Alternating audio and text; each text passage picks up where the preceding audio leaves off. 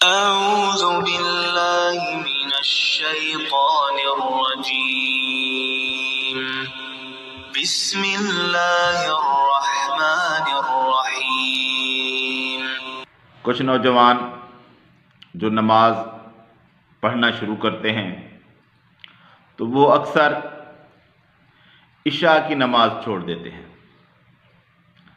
اور کہتے ہیں کہ یہ لمبی نماز ہے اس لیے ہم نہیں پڑھتے، اور اس طرح کچھ لوگ پھر نماز پڑھنا بھی چھوڑ دیتے ہیں، اور یہ مسئلہ کافی ساری پریشانی کا باعث بنتا ہے جب لوگ نماز پڑھتے ہوئے پھر نماز پڑھنا چھوڑ دیں، یا نماز پڑھیں تو صحیح عشاء کی نماز نہ پڑھیں۔ بھئی کیوں نہیں پڑھتے تم عشاء کی نماز؟ سب لوگوں کا مسئلہ نہیں ہے، یہ کچھ لوگوں کا مسئلہ ہمارے علاقوں میں ہوتا رہتا ہے، دیہات میں۔ تو وہ کہتے ہیں کہ یہ بڑی نماز ہے، اس کی رکعتیں زیادہ ہیں، اس لیے ہم پڑھ نہیں سکتے اور خود پڑھتے ہی نہیں ہیں۔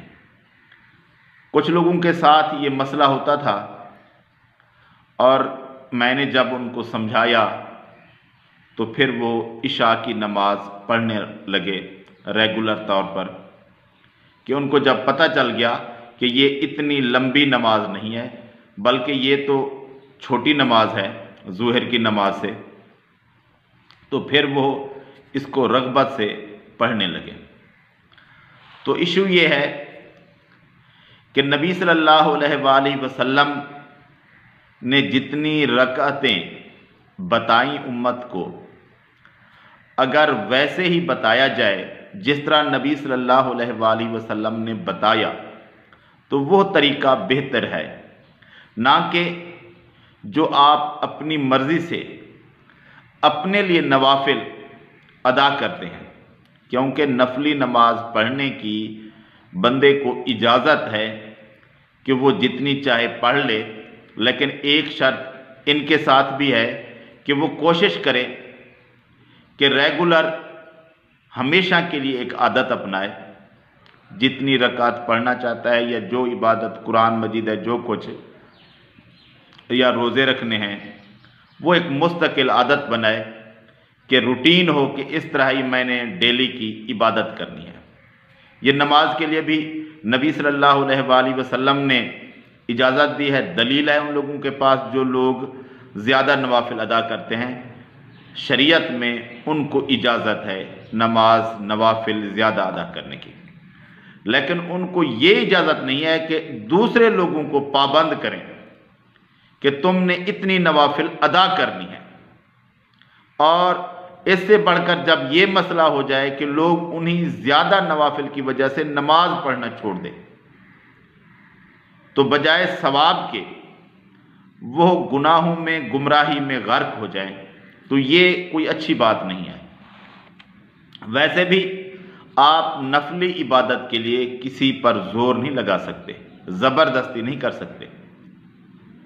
آپ لوگوں کو بتا سکتے ہیں کہ نوافل پڑھنے سے ثواب ہوتا ہے، اور وہ اپنی سکت کے مطابق اپنی طاقت کے مطابق جتنی نوافل چاہیں ادا کریں، اور جتنی بندہ زیادہ عبادت کرے گا اس کے لیے زیادہ اجر ہوگا۔ تو عبادت بندہ جتنی کرے زیادہ کرے، لیکن دل سے کرے۔ نماز میں ایک یہ بات بھی لازمی ہے کہ وہ خشوع و خضوع سے نماز پڑھے، یہ نہیں رکعتیں زیادہ کر لے اور اس کے اندر سکون نہ ہو، خشوع و خضوع نہ ہو، جلدی سے نماز پڑھے تو اس کی نماز کسی کھاتے میں نہیں ہے۔ اب بات کرتے ہیں اصل کہ اس کی رکعتیں عشاء کی یا باقی نمازوں کی کیسے ہیں۔ فرائض تو ہر شخص جانتا ہے کہ یہ کتنی رکعتیں ہیں ہر نماز کی۔ اس کے علاوہ نوافل ہیں۔ نماز کا جو کتابچہ ہوتا ہے لوگوں کے پاس، کسی کے پاس چھوٹے ہوتے ہیں، کسی کے پاس بڑے مارکیٹ میں مل جاتے ہیں، لوگ خرید کر رکھتے ہیں، جس میں نماز پڑھنے کا طریقہ، نماز میں جو کچھ پڑھا جاتا ہے سب کچھ لکھا ہوتا ہے نماز کے اندر۔ تو ان جگہوں پر نمازوں کی رکعتیں بھی لکھی ہوتی ہیں، تو ان کے اندر فرائض اور اس کے ساتھ سنت موقدہ، سنت غیر موقدہ اور نفل کے چارٹ بنے ہوتے ہیں۔ تو یہ بات ادھر ہی سمجھ آ جاتی ہے کہ نماز کی رکعتیں اصل کتنی ہیں۔ تو فرض یعنی جو چیز اللہ تبارک و تعالیٰ نے آپ کے لیے لازم کی ہے اسے کہتے ہیں فرض۔ تو وہ فرض کے نیچے، فرائض کے نیچے ہر نماز کی رکعتیں لکھی ہوتی ہیں۔ اس کے بعد ہوتا ہے سنت موقدہ لکھا ہوتا ہے۔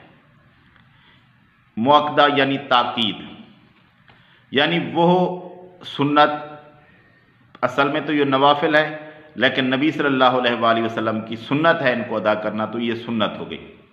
یہ لفظ بھی بولا جا سکتا ہے کیونکہ نبی صلی اللہ علیہ وآلہ وسلم کی سنت ہے، آپ صلی اللہ علیہ وآلہ وسلم نے ان کو ادا کیا۔ اور موقدہ اس لیے کہتے ہیں کہ نبی صلی اللہ علیہ وآلہ وسلم نے ان کے بارے میں امت کو ترغیب دی، یا تاکید بھی کہہ سکتے ہیں کیونکہ یہ لفظ ادھر اس طرح لکھا ہوا ہے۔ اللہ کے رسول صلی اللہ علیہ وآلہ وسلم نے یہ وہ رکعتیں ہیں جو ہمیشہ ادا کی ہیں، ان کو کہتے ہیں سنت موقدہ۔ اور آگے بنا ہوتا ہے چارٹ سنت غیر موقدہ۔ تو یہ وہ رکعتیں ہیں جو نبی صلی اللہ علیہ وآلہ وسلم سے غالباً ثابت ہی نہیں ہیں، اور اس کے بعد اضافی اور نوافل، یہ چیزیں نبی صلی اللہ علیہ وآلہ وسلم نے امت کے لیے نہیں فرمائی ہیں۔ ہاں، امت کو اجازت ہے کہ کوئی شخص اپنی مرضی سے نوافل ادا کرنا چاہے تو اس کو نیکی ملے گی، وہ جتنی چاہے ادا کرے، لیکن ایک تسلسل رکھے۔ لیکن کسی دوسرے شخص پر یہ لازم نہیں کر سکتا، دوسرے شخص کو یہ نہیں بتا سکتا کہ تم اس طرح نماز پڑھو۔ اس نے وہ کچھ بتانا ہے جو سنت رسول سے ثابت ہے، اور سنت رسول سے ثابت کیا ہے؟ فرائض ثابت ہے، اور اس کے بعد 2 رکعت ظہر کی، 2 رکعت یا 4 رکعت ظہر سے پہلے، دونوں ثابت ہیں، اور اس کے بعد ظہر کے بعد 2 رکعت، مغرب کے بعد 2 رکعت اور عشاء کے بعد 2 رکعت۔ یہ باتیں کافی ساری احادیث ہیں ان کی، لیکن میں صحیح مسلم کا حوالہ دے دیتا ہوں۔ ایک ہے 1698 عبداللہ بن عمر رضی اللہ تعالیٰ عنہ سے، اس میں ظہر کی 2 رکعت ہیں، ظہر سے پہلے اور ظہر کے بعد 2 رکعت ہیں۔ اور صحیح مسلم کے اندر ہی 1699 نمبر پر اس میں ظہر کی فرائض سے پہلے 4 رکعت ہیں عائشہ رضی اللہ تعالیٰ عنہ سے، اور عشاء کی فرائض کے علاوہ جتنی بھی احادیث آئی ہیں 2 رکعت ہیں، یعنی 4 رکعت عشاء کے فرض اور 2 رکعت عشاء کی نفل کہہ لیں، سنت موقدہ کہہ لیں۔ تو عشاء کی جو کل نماز ہے وہ صرف 6 رکعت ہے۔ جو بات نبی صلی اللہ علیہ وآلہ وسلم نے امت کے لیے فرمائی ہے نماز عشاء کے بارے میں، وہ کل 6 رکعت نماز ہے، جس میں 4 فرض ہیں اور 2 نوافل کہیں یا سنت موقدہ کہیں۔ یہ ہے کل نماز عشاء کی۔ اور اس کے علاوہ عشاء کے ساتھ لوگ وتر ادا کرتے ہیں، جو وتر ہے وہ ہے رات کی نماز، اور نبی صلی اللہ علیہ وآلہ وسلم نے امت کو یہی بتایا ہے جو شخص رات کے وقت دیر سے اٹھ نہ سکے سو کر، وہ ان کو عشاء کے ساتھ ادا کر سکتا ہے۔ تو باقی جو وتر ہیں وہ اکثر لوگ 3 ہی پڑھتے ہیں، 3 بھی ثابت ہیں، زیادہ بھی طاق میں ثابت ہیں، 1 بھی ثابت ہے۔ تو وہ رات کی نماز ہے، وہ عشاء کی نماز نہیں ہے۔ اور جب اس کو 3 پڑھیں گے اور عشاء کے ساتھ پڑھیں گے تو وہ 6 اور 3 9 رکعت ہو جائے گی کل۔ تو یہ ہو گئی، اگر وتر کو ساتھ ملا لیں تو عشاء کی نماز 9 رکعت بنتی ہے، جو کہ عام لوگ پڑھیں اور نبی صلی اللہ علیہ وآلہ وسلم سے ثابت ہے۔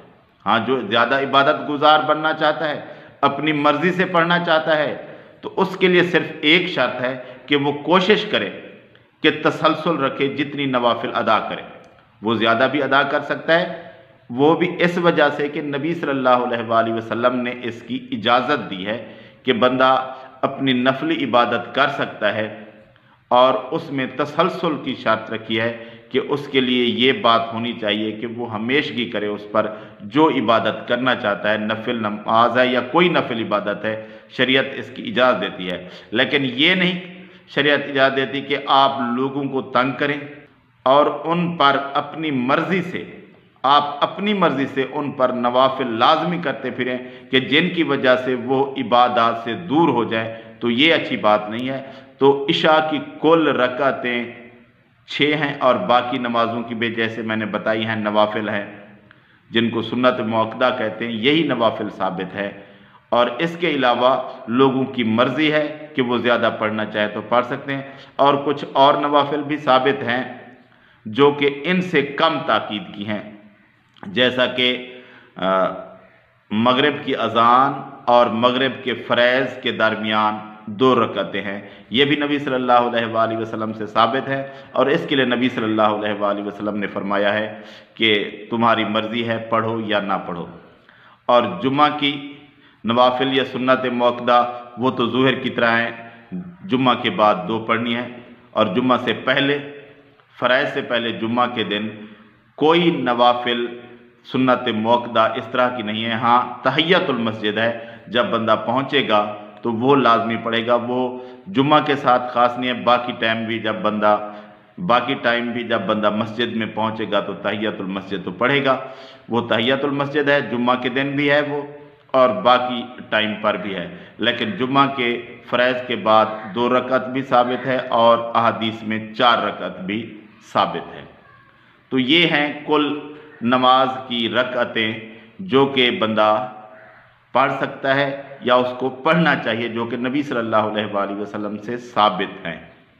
اور اس کے علاوہ جو نوافل ہیں وہ بندے کی اپنی مرضی کی ہے، اس کو کوئی زور زبردستی نہیں ہے، اس پر زبردستی سمجھیں یا اس کے لیے جیسے سمجھیں، صرف یہی ہے کہ وہ جو رکعتیں پڑھنا چاہے ان میں تسلسل رکھے۔